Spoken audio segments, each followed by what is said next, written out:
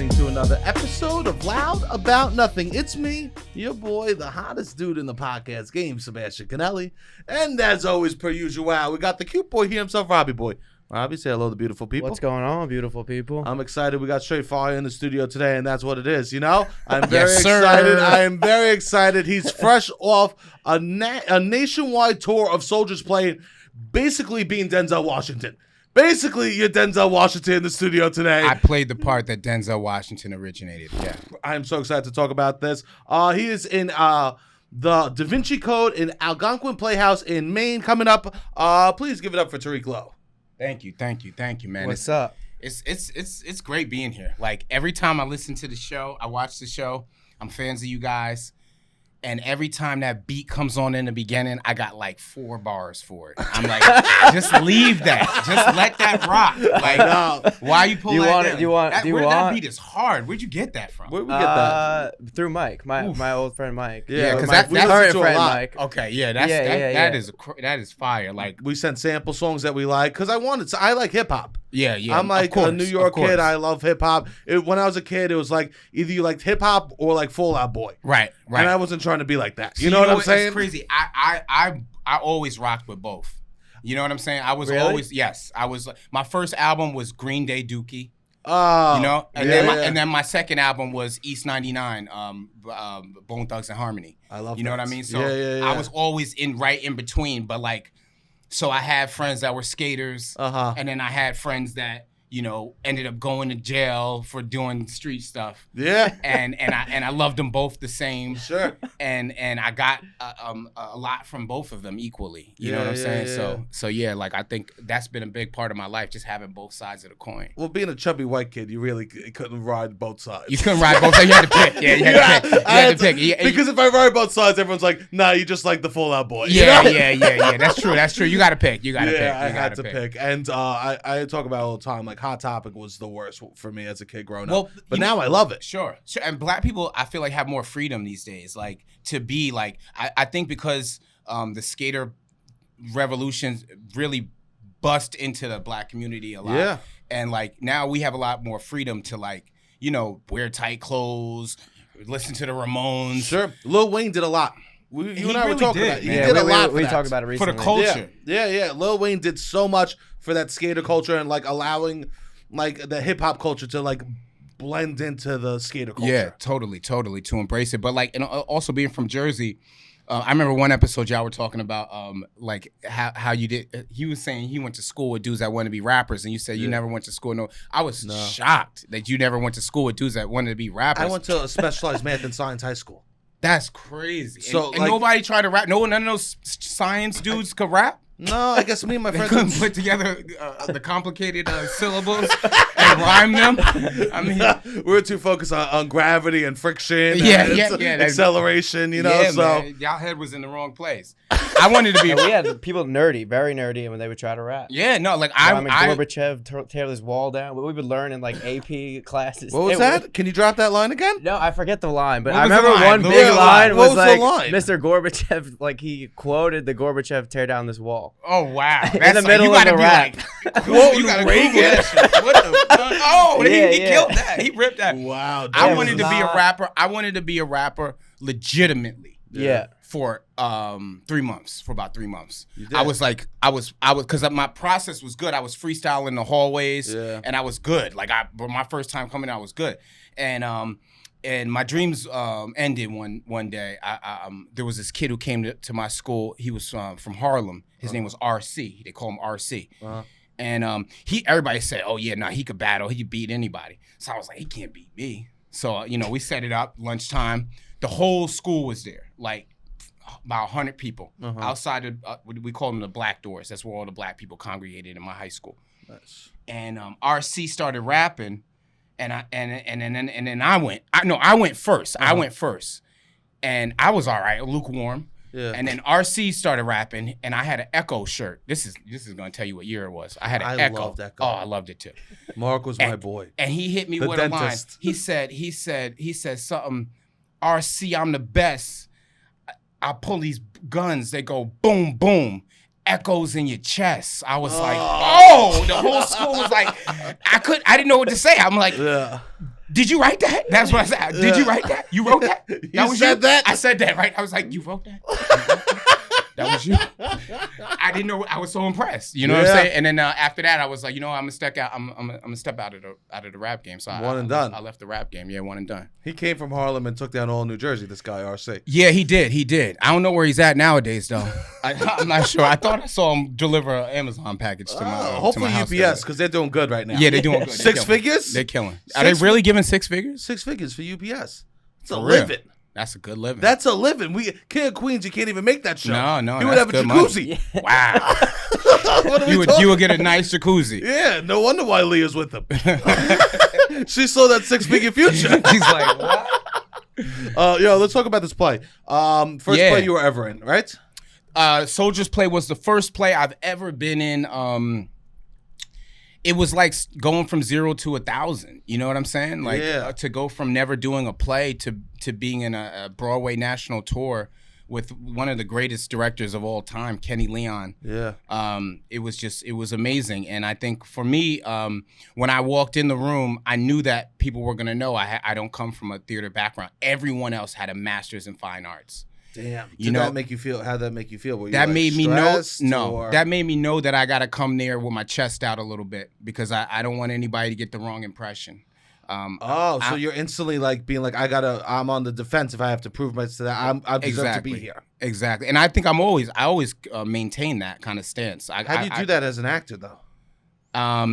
Pure confidence. Everything really? is pure confidence. I mean, you got to know what you're doing. You got to study it. You got to really know your words. Yeah. And you have to make decisions on the character. But it's pure confidence that puts you out on that stage and really makes you shine. What I love about acting is I feel like it's a lot like fighting. It's a lot like pro fighting, and the way I look at it. Yeah. You want to be the best. You got to be a champion. And I'm coming out to be a champion. And, sure. and whatever you do in the fight is what matters. Just like in acting, whatever you do on that stage, whatever you do on TV, whatever you do at that audition, that's all that counts. I don't care what you got to say about acting. Sure. When we get out there and there's somebody else action, we're gonna see what it's all about.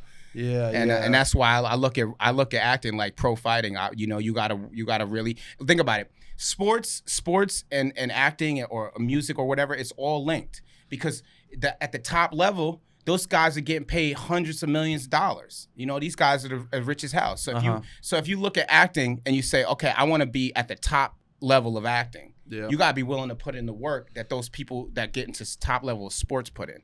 And how much work are they putting in? How much work do those guys got to put in to play top level sports? No one told me that. I got into comedy thinking I'd be fucking just smoking weed, looking at titties on the internet all day. Right, yeah. That's what I thought life would and that's be. part of it. And I thought I'd be just chuckling my ass off, getting high as balls, be like, look at these titties. Yeah. Look at these titties. And for some people, that is it. Yeah, why could that be my life? I don't want to put in the work. I don't want to put in the work. You got to put in the work. Oh, God, I hate the work. You're right. Do you feel like your perspective changed when you're doing the show every night? Like, you're like, all right, action, there's people, there's an audience, there's... Like, that is when it really felt like a quote-unquote fight. Yes, every night is a fight. Because it's like every night. Also, you had I don't know if you want to speak to your character and, like, the confidence that you have to come to. Yeah, Robbie came to one of the shows. Yeah, came twice. I went to see twice. Yeah, he came to 2 shows. I know. He sounds like Barbara Walters over here. Yeah. Speak to the character. What? No, I don't know if all, what he had to do every night. Yeah, my character like, to say it's pro fighting. Yeah, my character was definitely the an aggressive alpha male sort of leader in the army. And so like I think it's relevant. Yeah, you never did a play, so like to fit that role of the most aggressive, potentially the alpha in the cast. And you had never done a play. And that also calls into question, like, was I right for the role or was the role right for me? And you know what I mean? Like, that exists within me anyway. And it's a nod to Kenny that he was able to see that. Yeah. I didn't even audition for the part that I ended up playing. Really? So he never saw me actually play Peterson until I got on stage. Wow. Yeah. That's incredible. Yeah. That's a good director. That's a great director. That's a good director, because you are looking for someone that like has a piece of the character with them. Absolutely. Right? And even people like the greatest actors, they talk about how they relate to the bad guys that they play. Yeah. Like, you need to see a piece of you as that. And so to access that alpha male that you probably pushed down, you're a dad now. You can't just be running alphas all over town, you know? Yeah. So it probably felt good. You get so soft from the father stuff. Like, you know, like, I got a daughter, man. Yeah. Like I've never been so like flamboyant until I had a daughter. I'm like, I come here, baby. You know, you just turn into a different version of yourself.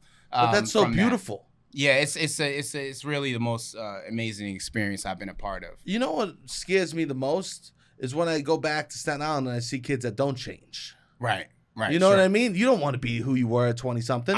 You failed. If you're the same person 10 years later, you failed. 1,000%. Yeah. So it's like good that you get soft. The thing about life is everyone changes. Yeah. The question is, do you evolve? Did you become better than your current your former version? I mean, that's really the gift of life. Is every day we wake up with a new opportunity. I really think of life as just one continuous journey, but it's also segmented. One day is a life. Every day is a life, you know? Yeah. And I try to just look at it like that. I just take it all together. I think that's beautiful because what you said about everyone changes, but that doesn't mean everyone evolves. Right. Because I think that people do think if they change, that means they're better. Right. A lot of these motherfuckers aren't. I know. Motherfuckers aren't. I know. You know what? And they change radically, and they think they got better. No, bitch, you got soft. No, you got soft. Yeah. You change, but that's what you're supposed to do. Yes. Evolve is what you are called to do if that's who you are. You know what I'm saying? And for me, I'm always going to be evolving. I'm always going to be growing. Whatever I say now might change in a month. I might have a whole different perspective, and that's fine. That's great. Yeah, but you kind of keep narrowing it in. I think life is like you know, where it's like say life is like the ocean. Okay. It's wild, it's unpredictable. You got to be the boat. You got to be the boat, and you gotta direction yourself to where you want to go. Question: Have you ever said this analogy before? No. And this shit coming off the top. This is coming off the dome. And check it. If that boat is sailing in the right direction, eventually you're gonna get there. Do you know when? No. You don't know when, but you're going in the right direction. That's the fucked part. You don't know when. But if you just traveling aimlessly, you ain't gonna end up nowhere good, and the odds of you getting to where you expected are so minuscule that it's not even, you know, it's not even a question. So I just try to be a boat with a strong direction. That's nice. Yeah. When you're doing the play, right? Is there a moment that you were like, you felt like, damn, I hit it tonight, or like finally it connected? Was there like a moment for you that it felt like it snapped into place? I'm gonna be honest with you. Yeah. I never had a bad show. How many shows you do? 147 of just. Thank God you didn't hit 150. Yeah, I hear that's where it starts getting rough. That's when it starts getting crazy. But by the time I was done, I felt like I had mined the field completely for my character. Like, I didn't think there was anywhere else to go with him. Yeah. I saw the reviews. You got tremendous reviews. Yeah, I was getting good reviews. I think one reviewer said, all the excitement of a young Denzel. I was like, that's the best few words I've ever heard. That's the review I'm going for. Yeah, that's all I want. That's who you want? You want the same guy? I just want young Denzel. You want the same guy? I just want Denzel. Okay, I dig it. I dig it. Kidding. Yeah, man. No, that's truly, you can't ask for a better review than that for a part that he played. Right. Yeah, man. It was, and then we got to meet really a lot of cool people. Lawrence Fishburne, you know, came and talked to me.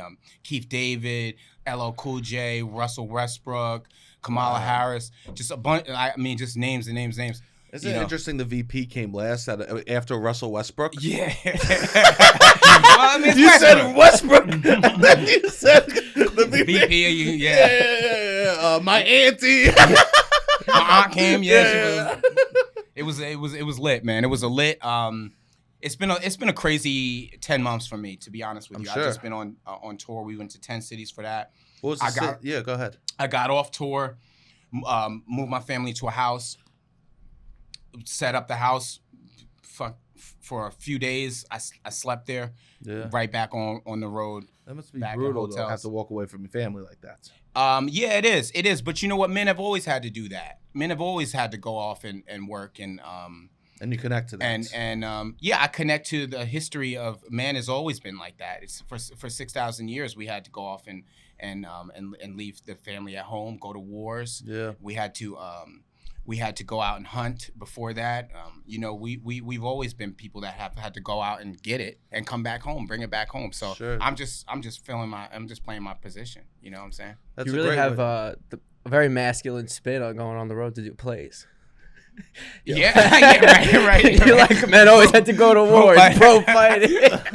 Every night he's going to do it. I mean, it is work for sure. What? You know what? I'll tell you this, though. Going to do plays, man. Yeah. I can't wait to get back to doing TV and film when this strike is over. But doing a play is a lot more demanding than doing television and film. I'm working 8-hour days, 6 days a week, really busting down the character, really going through it. You know, and I leave work. Last night I left work 6 days in a row, 8 hours a day. I'm still working out 5 days a week. I left work, ran 5 miles, go to the gym. Well, you know, have it's to hard. If you're doing man. a play. It ain't nothing soft over here. No.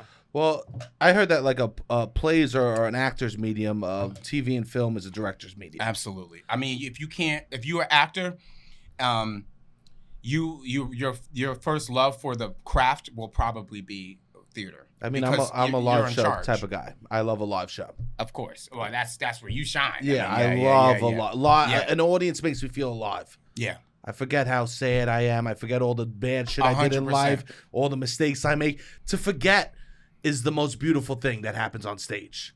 That's true. To forget everything that your life fucked you with. Absolutely. Or how you fucked up in life. Oh God. And just use it. That's why I love drama. I love drama. I love being funny.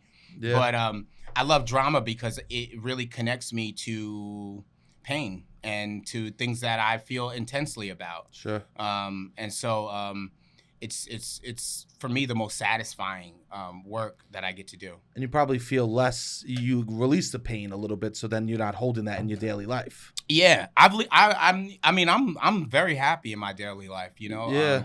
I have to almost remind myself what other times were like. You know, I'm very happy these days. Sure. I have a very comfortable life at this point. That's great. But I've had so much struggle. I've been down. I've been broken. I've been broke, asking friends for money, borrowing it. Yeah. Don't know how I'm gonna pay them back.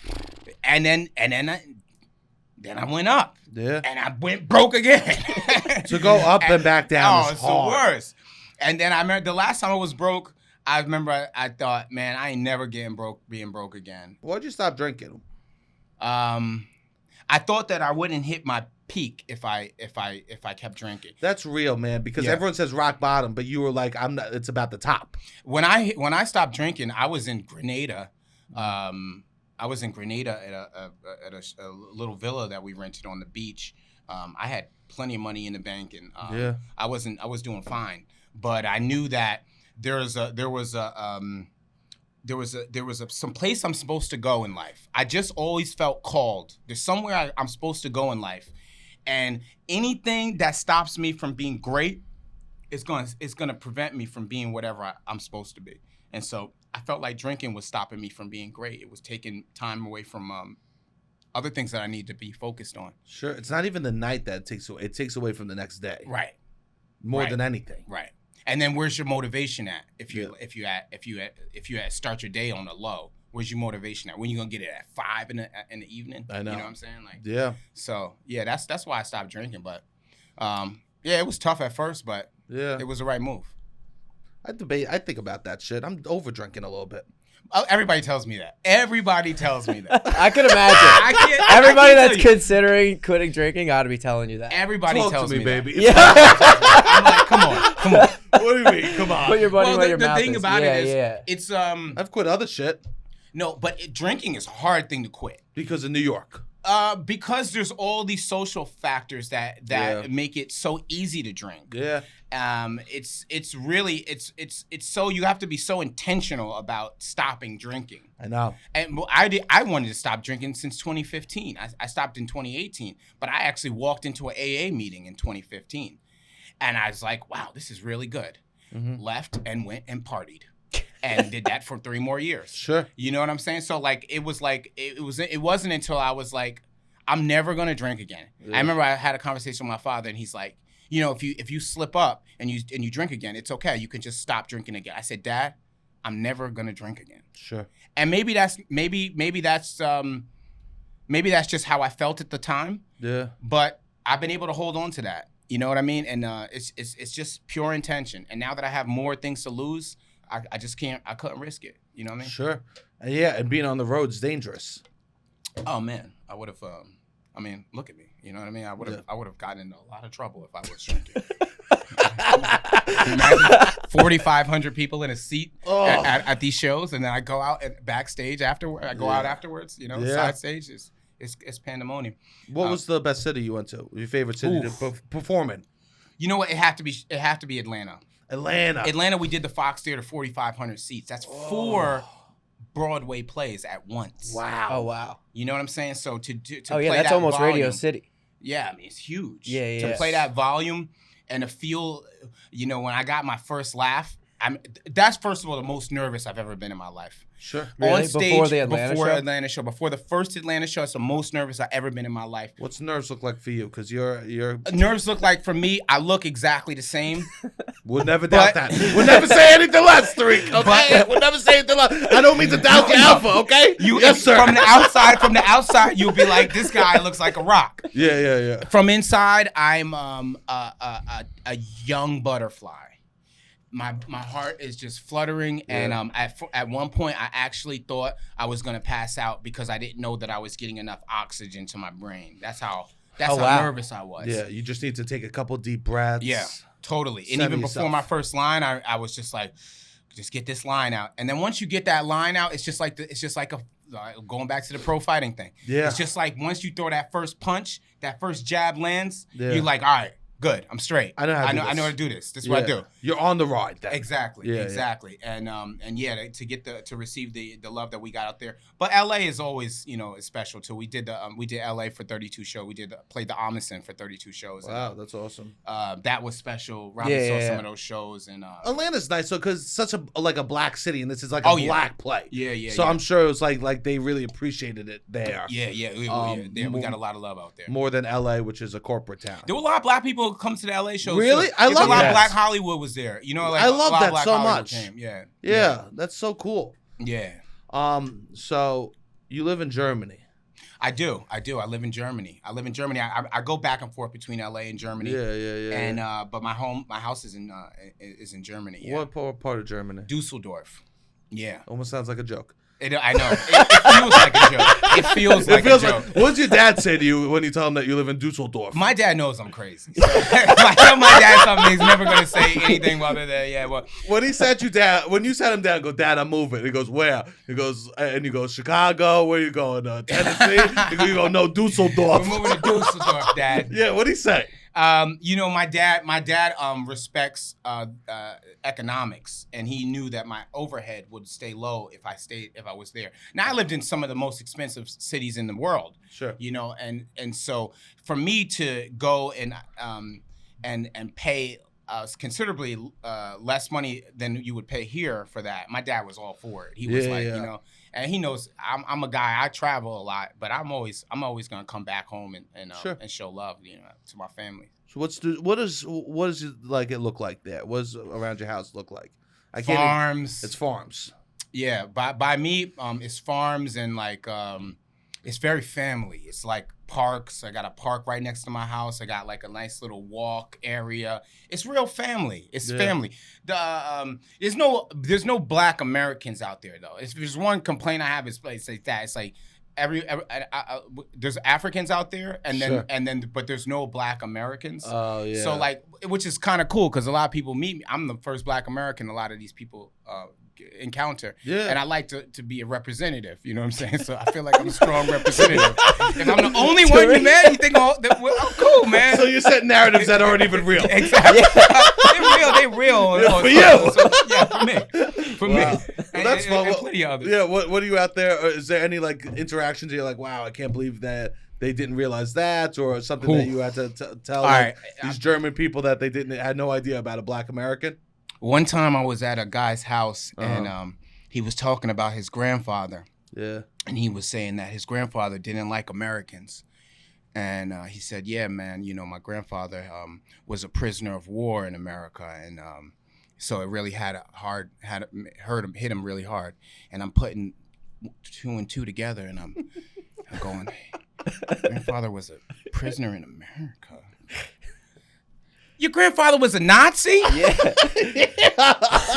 His grandfather was a Nazi. He was almost wanting sympathy for it. And he was trying to make you sympathy. Yeah. I feel bad for your Nazi grandpa. I was like, wait a second, man. You're a prisoner of war? What a high, elevated title to give yourself. There's a lot of other words for it, but that was one of those situations that can only happen in Germany. Sure. Well, I imagine there's a lot of that. I guess so. 30% of the people have grandparents that were Nazis, or something. Like, I don't know, guess, right? but you know what? To be honest, to be real, Germany is actually totally friendly towards Black people. It's really racially, like, they don't have racism there. People ask me that all the time. Like, I mean, maybe they do, but I haven't experienced any of it. And I think they did a hard super switch. Well. They did. I went to Berlin, and it was one of the most liberal, open places I've ever been in. Dude, Germany is a beautiful place. It is. It's like the people felt very like non-judgmental. But then occasionally you'll see something like they have to have cops. They made a law that cops sit outside of synagogues 24 hours a day. Just to like protect them. I mean, and then you go, oh yeah, remember. Yeah. But it was like, I remember I saw this like, probably it was like 9 a.m, and me and my boy are on like the metro there or whatever, and there's this old woman, must be 70 years old, with like a little walker thing, in like a teal jumpsuit, dancing, clearly on Molly or something, with some like young ass like non-binary person, and them just making out. I'm like, this is Berlin, baby. Yeah. This is Berlin. Berlin is almost so, it's almost not Germany. There's like almost not much German culture there. Oh, yeah, the food's fucking horrible. I was hoping for some schnitzel. I couldn't get I couldn't get nothing. Schnitzel. They're like, you gotta go to the country. Yeah, exactly. Yeah. Where I'm at, got some good schnitzel. You do? Oh, yeah. That's a chicken cutlet of, that's great. I always think, you just put a little bit of marinara sauce and some cheese on this motherfucker, and that's a good chicken parm. Why do they schnitzel parm? Why do they make a schnitzel parm? They're so close to perfection. They're so right close. They're right there. I know what they do. There's no German that went to Italy and was like, oh, Eureka. I know. They even got the fucking pasta on the side, whatever. That shit. Yeah. Just mix it. You got a damn Chick-fil-A. You got a Chick-fil-A. You got chicken parm already. I know. Just buy 2 new more ingredients and add that to the menu. I know. It could change their whole game. They're stubborn. They're stubborn people. Yeah, Berlin food sucks, man. They were like, come get the best food. They're like pizza. It wasn't even pizza. It had like chicken on it, a barbecue sauce. Oh, yeah. The fuck are we doing here? How far are you from like the city? Oh, I'm close to. I mean, Dusseldorf is a city. Okay. I'm just outside of Dusseldorf, to be perfectly honest. Cool, yeah. But Dusseldorf is a very cool city. I go there all the time, and yeah. Germany's mad cool to their artists too.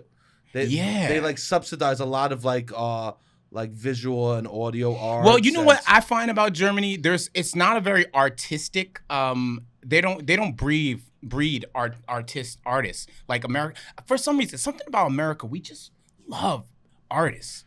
We create artists here, and we foster our artistry throughout the culture. I mean, we are real big artists here in America. What do you think that is? I think it's because you have to struggle here. Art comes from struggle and pain a but little bit more. You're talking about the world struggle is in America ain't even close. It's nothing. Yeah, I guess you're right. Yeah, what are we talking? It's more than that. It's all nepo babies. What are we talking? Yeah, I guess there's some art. It's more that than aren't that. really artists. Yeah. It's more than that. I think it's that we feel so strongly about ourselves. Like, we are so proud Americans that we have such a sense of self, and that's really where great art is born. When you identify who you are, what you stand for, then you can be an artist. Until then, you're just kind of recreating things that you've seen in your subconscious. But until you know who you are, what you stand for, what your purpose is,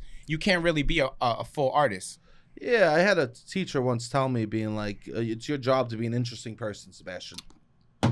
That's one of my main things, bro. That's what it's my job. Big tenets of. That's it. Of my life. job is to become more interesting. That and I try to be, man. Like I've lived many lives, right? Yeah, sure. I sometimes forget about the fucked up shit I did. You know what I mean? Sure. Or like the softer sides of me, and to know stuff, to like absorb new information stuff. That's my job. Absolutely. And she gifted me the New York Times Book of Information. It's like 5,000 pages, and wow. She's like, just have this. Yeah. She's like, you should just look at that occasionally. You just need to learn about people. You need to learn about things. That'll teach you about yourself. Yeah. I agree with that. I agree with that. I think that is super important, pertinent for an artist. I also think adding responsibility makes you someone else too. What do you mean? Okay. When I was a single guy, I had one perspective. Then I had a girlfriend. Yeah. And I had to consider her feelings and, change. She's all class. Right? That's another word for fight a lot. Yeah. No.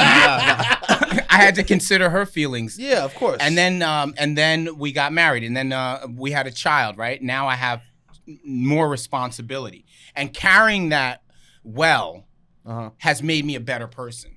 And so now I'm more interesting because I know I can manage a lot more things. You know what I'm saying? So adding responsibility to yourself, whatever new endeavor you get into, completing it, seeing it to the end, all of that makes you more interesting as well. That is cool because a lot of people, I feel like, you like look at things in a beautiful way because a lot of people think I get married, I have a kid, I become boring. No, what? Boy. You never heard of like someone living the suburban life, like all of a sudden? But I guess that's not what you're doing. Yeah. But that is like a cliche. You get married and all of a sudden, like it's just the day in and day outs. Yeah, no, I mean, I could understand that if I had a 9 to 5 and I didn't super love what I did, and then I came home and it was very, but I don't, and I get to experience my life. I still get to live my life. You do. But then I get to go and be a dad. I mean, I also took my family on tour with me. You did? Yeah. They came on tour. They were in, I think, 6 of the cities out of the 10 cities. Oh, wow. That's so amazing. Yeah. So you get to go back to the hotel room and see your family. Absolutely, man. Oh, yeah. Do they put you up in nice places? Yeah. Thank God. Yeah, and in LA we were in this place called Levels, and it was nice. Mad nice. Yeah, it was like a suite, Oh, really? Yeah. That's beautiful. So it was cool. Like, that's nice. Nice pool. Private. They were filming a reality TV. Yeah, they were shooting a reality show at the place. At the place, yeah, like a big show. Yeah. Wow, that's a good place. Yeah, it was a nice place. Like rappers stayed there, like professional sports players and stuff like that. The last places I stayed, I saw hair in the bed. Oh yeah, that's the word. He's damn. I had to push a chair up against the door because the lock wasn't working. Oh my God, yeah. Yeah. But that's good. So it's exciting to think about that stuff. Yeah, discipline really has taken you really far. I believe discipline is the divider between the winners and the losers. I mean, I really believe that. At some point, your talent and your skill is not going to matter. Look. My job, my goal is to become a machine. I don't want to be a human. Why? I don't want to be a human. This is good. I don't think this is healthy. We're living in an AI world. I love where you're going. I don't want to be a human. Emotional person. I don't want to be a human. That's fine. A machine can be emotional too. How? Because I can press a button. This is why you want to be a machine. You want to be able to press a button and activate anything yourself to do anything. Okay, so right before I go to the gym, I say 5 miles. Boom. I'm a button. Press that button. I don't care if my leg hurts, my back hurts, I get a freaking cramp in my stomach. 5 miles. I'm a machine. I'm not thinking about what it feels like. Yeah. The job, if I can only lose to another machine. A human can't beat me because I can press a button for myself. I could turn it on. This is how John Henry died, though. Who's John Henry? He fought the machine. So it's this American tall tale about a man versus machine that had to drill through a mountain. Okay. And he was the fastest person to take like a pickaxe and like hammer through the mountain. Got it. And he did it. And he fought the machine. And he finally beat the machine. And through the other side, his heart just exploded and he died. But he still won. He's dead. He's dead. Doesn't matter. He's dead. We all gonna die. This is a story about the Industrial Revolution. We should let machines do the shit. I heard the story. I'm telling you, he won. He won. He beat that fucking machine before he died. He did beat the machine. He beat the machine. His last and that was his goal. Listen, none of us are gonna beat Father Time. We're all gonna die. Okay. You want to win while you're here, though. Yeah. Right? Because everything that matters is just that dash between your birth year and your death. That dash is everything. Yeah. That dash is everything. Those 2 other years, those years don't even matter. Those years don't even count. You do nothing those 2 years. What year what month did Martin Luther King die? No, you didn't even know the year. Who cares? What he did in between it's hard to say. I don't know to a black man. I think it might have been 67. I'm not sure. Okay. I agree. Whatever you say. They can fact check me. But it doesn't matter when he died. Yeah. What he did in his life was so important, was so prominent in this world. He will live on forever. Yeah. And so that's why, man, I'm just gonna be a machine and we're gonna see what it happens, you know. But I can only be beaten by a machine. I can't be beaten by a human. Are you worried about AI? I mean, they can never do what you do. No, because now I'm doing theater. That's never gonna die. I would like to. I do think that theater will become bigger the more that this other shit fades away. I think humans are gonna almost fetishize humanity when AI becomes so prominent. Yes, we're gonna fetishize what was natural, what once was, and some things will just never die. Books will never die, and I don't think theater will ever die. I don't think TV, film will ever die. I think people will always look for actual, real people to be in their stuff. Maybe I'm naive. Yeah, I have no idea either. Shit's fucked. It seems like it's interesting. I look at everything like it's something to adapt to. It's something to adapt to, but it's also something to use. You know, like, I mean, people look at everything and you can see the negative in it, but I can see the positive in it. We use AI. It helps us at the pod. Really? Rob? I guess I wouldn't say it's AI as much as like a if-then program, but we have a program that like cuts the podcast up. Wow. So it's like if audio A is playing, then make sure video that's AI. A is. Yeah, that's AI. Yeah. Like the definition of what is it's not learning anything. It's not It's not like learning. It's making choices for you. It's not intelligence necessarily. This is like a if-then coding has existed for a long time, but it is a program that uses like if-then coding. Okay, we don't use AI. Okay, you guys don't. It's not like learning. I ain't worried about AI. No, what movie? Like what movie? What was that? Was that Jude Law movie? Yeah, what was it? AI. Yeah, AI. yeah.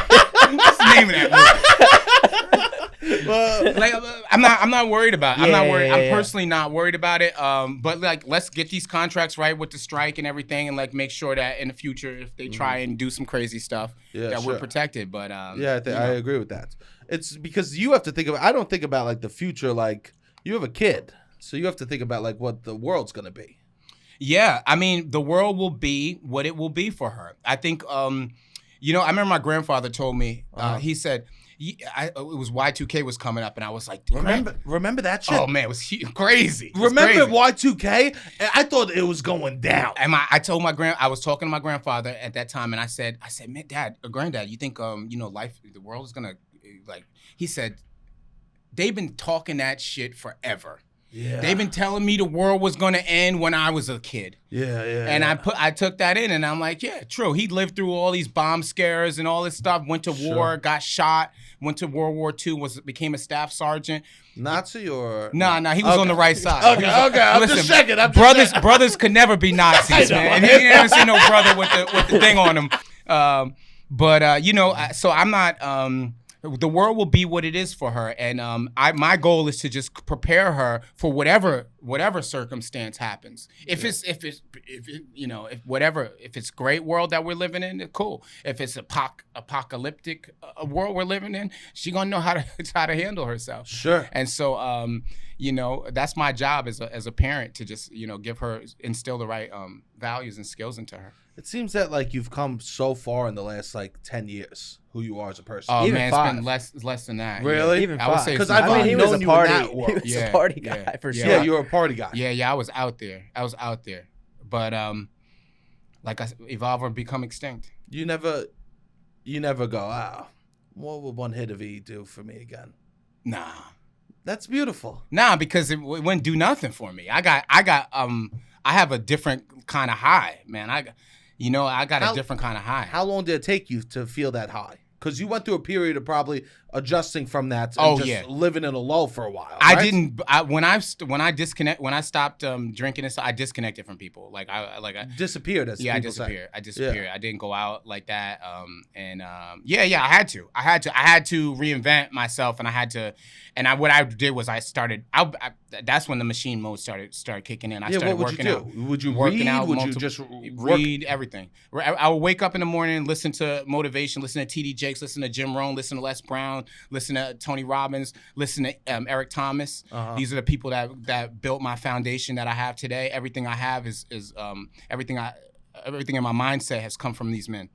And I would listen to that. I would start my day like that. Then I would go to an AA meeting. I would go to the gym, handle whatever business I had to do for the day.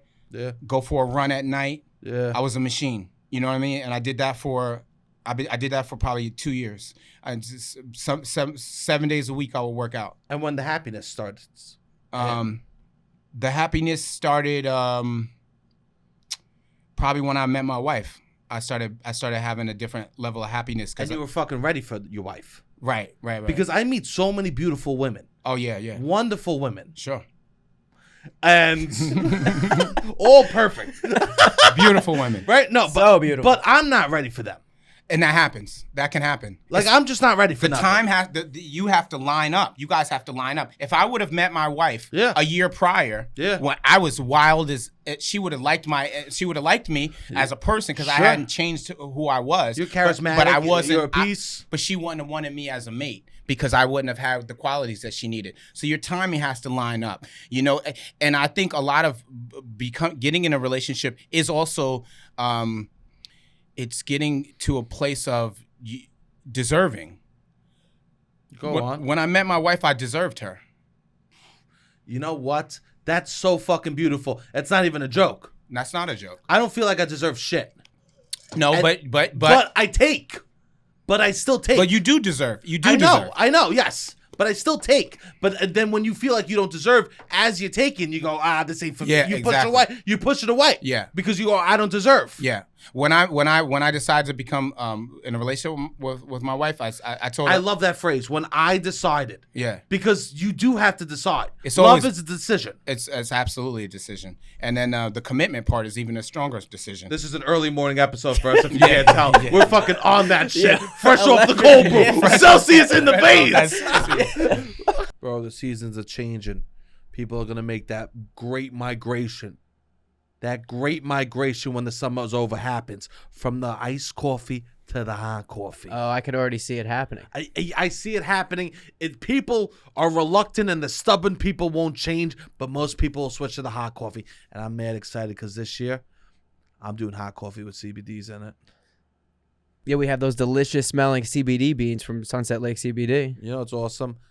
You think coffee, you never think relaxing your mind, easing the soul. No. CBD. You think jittery. You never think relaxing your mind, chilling the soul. And finally, I'm going to be able to drink a cup of coffee and calm down at the same time. It's two things you never thought would have gone together. To get calm energy is a beautiful thing. I'll tell you this. To have energy, but not to be jittery. To have energy and be calm, what's hotter than that? It's one of the most attractive things you could do. And here's the thing.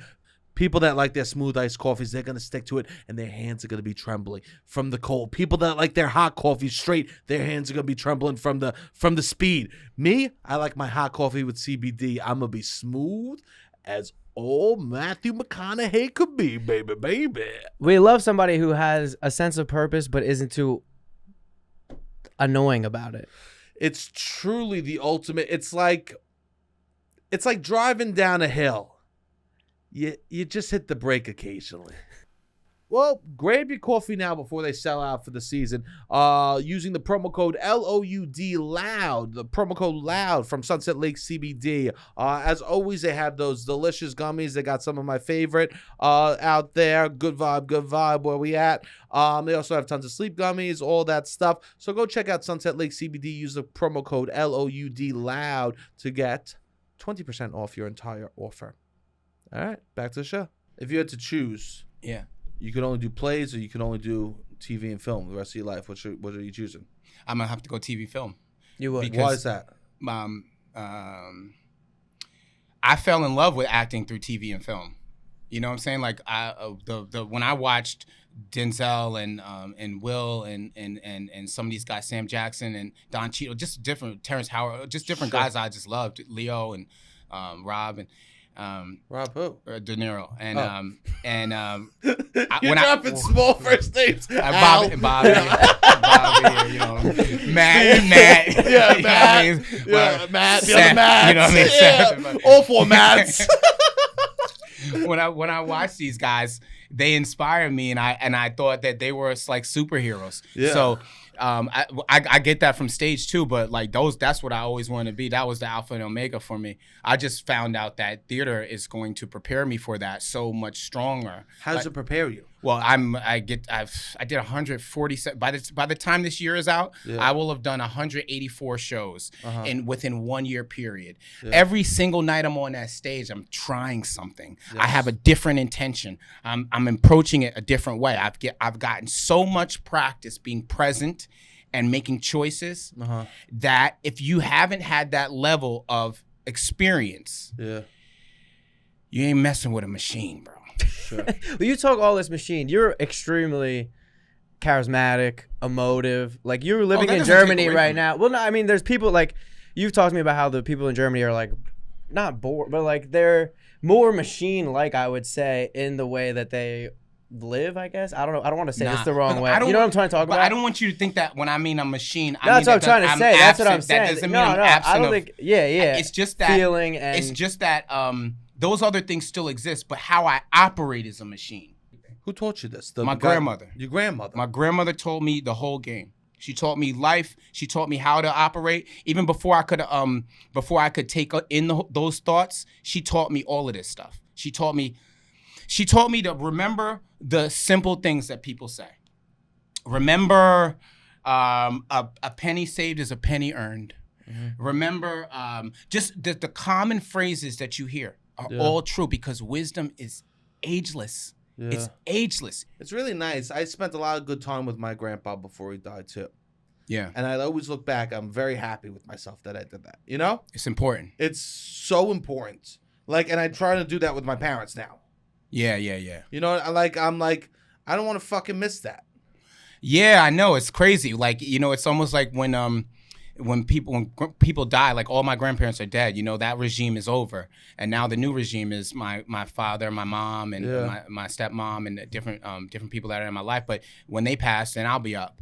You know what I mean? There's a quote on that my dad had on the fridge from this guy, Neil Postman.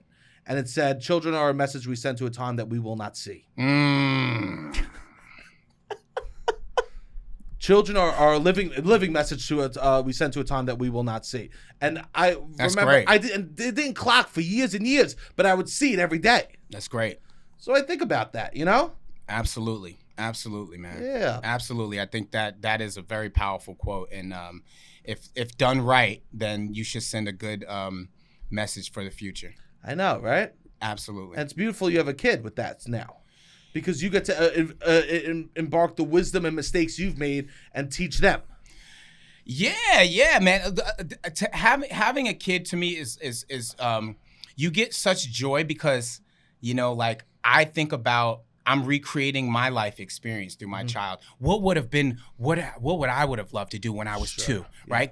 Maybe go to the aquarium with my parents, you know, and while they, you know, love each other and love on me and we just walk around. So you almost get to rebuild.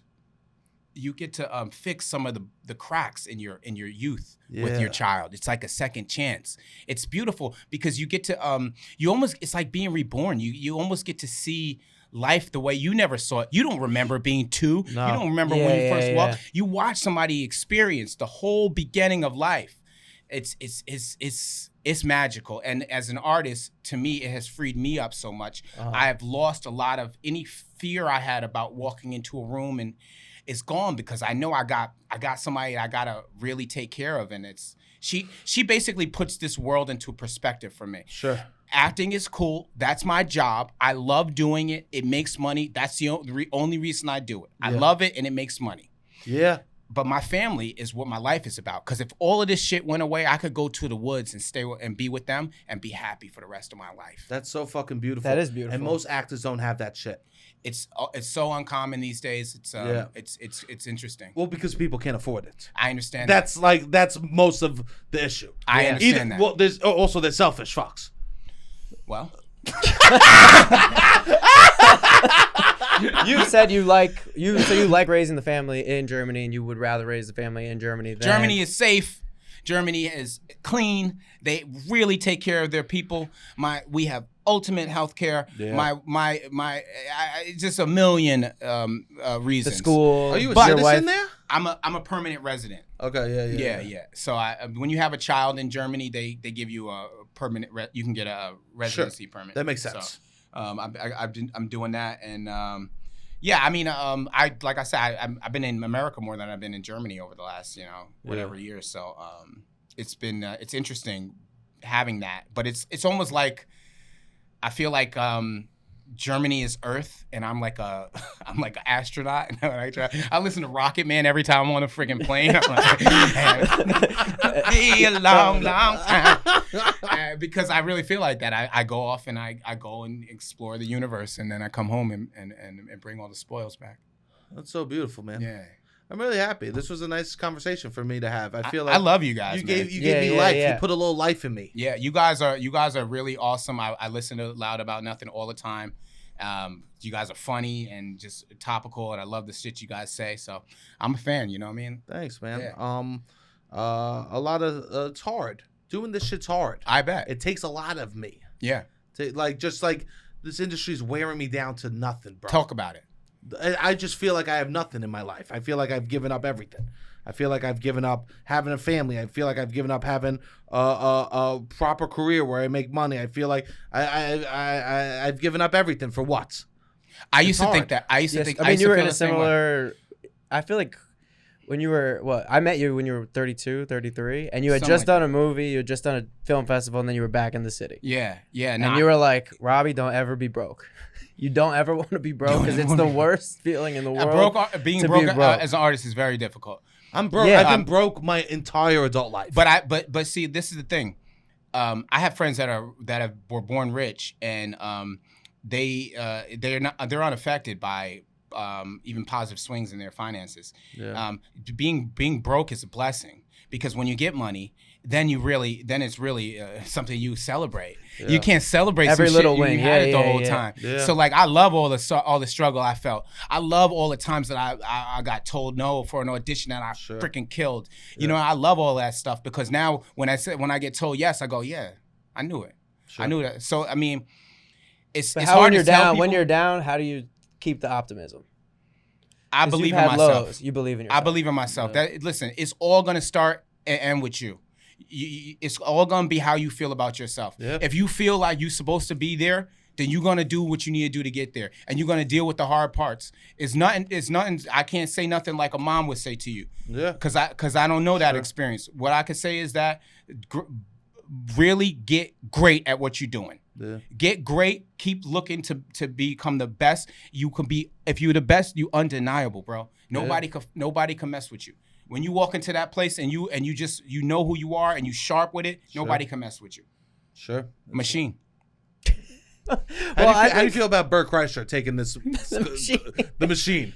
He calls himself the machine. Does he? Yeah. That's his big thing. He's a machine? Yeah. Well, his thing is that he could drink a lot. When he went to a Russian trip, and he was like the machine.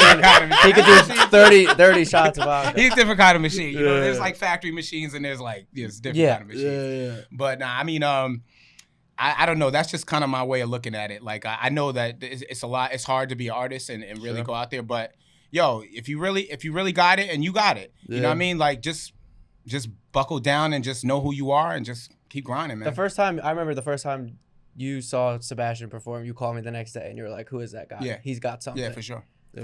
For sure.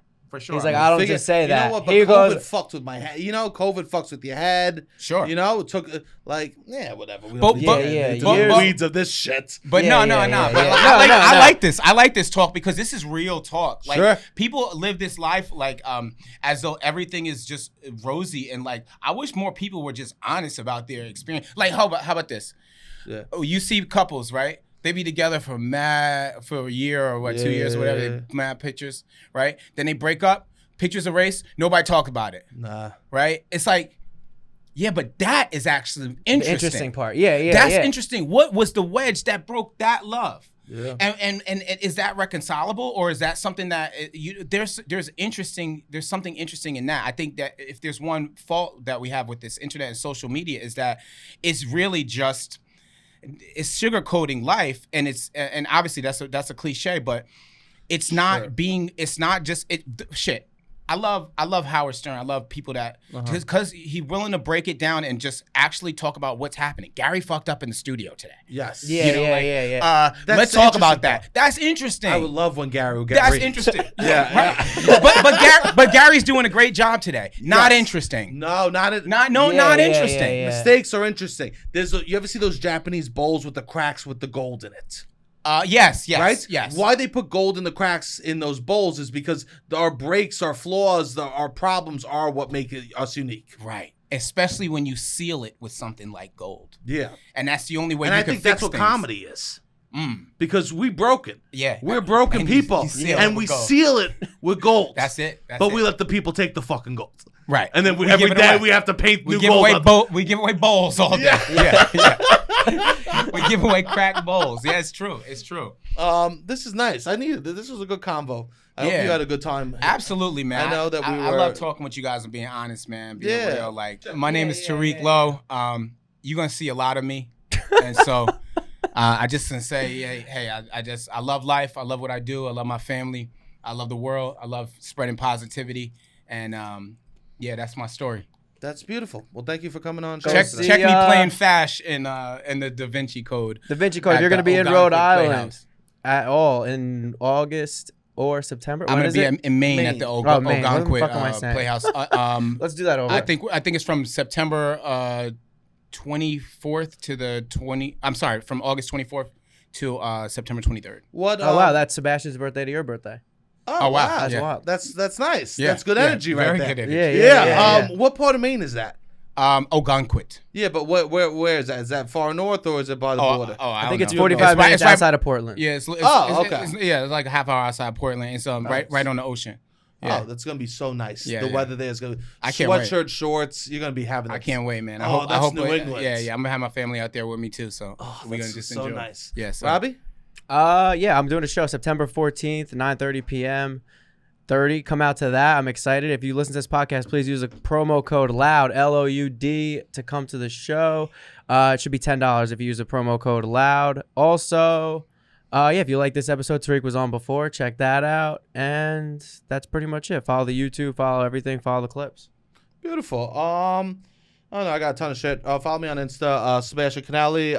And that's it. All right, Robbie, hit the music.